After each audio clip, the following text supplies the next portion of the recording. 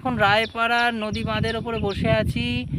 এক দাদার সাথে দেখা হলো। দাদা ফিশিং করে, মাছ ধরতে যায় নদীতে। তা দাদার কাছে তার অভিজ্ঞতা সম্বন্ধে একটুখানি শুনবো আমি। মানে আমার এই এখন বডিতে 2 মাস বন্ধ ছিল। আচ্ছা 2 মাস বন্ধ ছিল, ওই এর থেকে সে মৎস্যজীবী থেকে বন্ধ ছিল। আচ্ছা এবারে এই তেল পাইট করেছি, এবারে লাভার টাইম হয়ে গেছে, লেবে গেছে কিছু লোক। আচ্ছা আচ্ছা এবারে আমারও লাভার টাইম হয়ে গেছে, ওই সামনের কটালে লাভবো আর কি। আচ্ছা আচ্ছা লেবে আমরা তো ওই 5-7 জন চলে যাই জাল দিতে।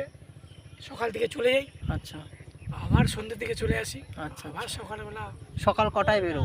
সকালবেলা মানে তিথি হিসাবে যেরকম, মানে যখন জাল পেটতে হবে আমরা জানি তো আচ্ছা। কোন তিথিতে কখন জাল পড়বে, আচ্ছা আচ্ছা সেই হিসাবে আমরা বাড়াই আর কি কি। কি মাছ পাও?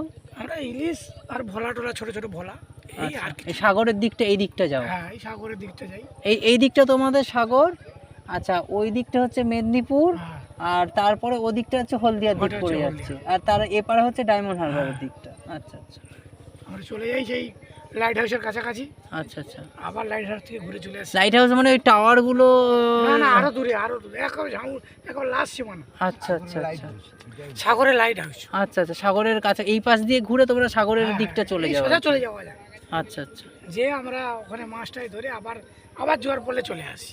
ও, একদিনেই যাওয়া আসা যায়? হ্যাঁ, ক ঘন্টা সময় লাগে তাও? ওখানে লাগবে 2 ঘন্টা 2.5 ঘন্টা লেগে যায় মানে যেতে আর যেতে আর যেতে। আসতে? লাইট হাউসে আমাদের ট্রলারে 2 ঘন্টা লেগে যাবে, 2.5 ঘন্টার মতো। আচ্ছা, তোমরা কি জাল ফেলতে ফেলতে ফেলতে ফেলতে যাও?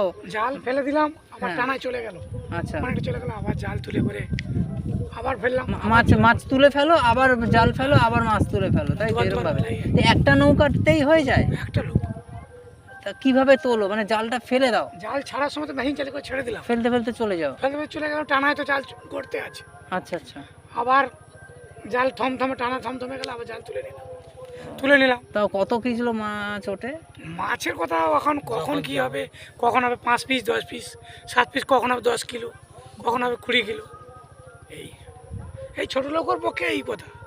তবে বড় আর যারা, মাছটা তো তোমরা ওর ভেতরে স্টোর করো, হ্যাঁ, ওই আমাদের মাঝখানে ওই পেটি কিনা আছে, বরফ পেটির দিয়ে? ভিতরে বরফ দিয়ে রাখি, বরফ টরফ কিনে নিয়ে যাই আমরা, 8 নম্বর থেকে নিয়ে আসি।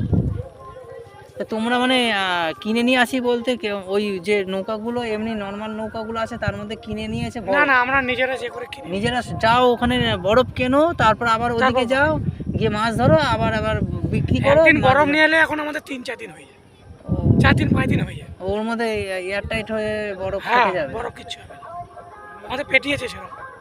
4 দিন 5 দিন কোনো হয়, মাছ যদি বেশি হয় তার 2 দিন 3 দিনে আবার মাছ যদি আবার বরফ নিয়ে আসবো, এই আর কি। যাই হোক, খুব মজার গল্প শোনা গেল।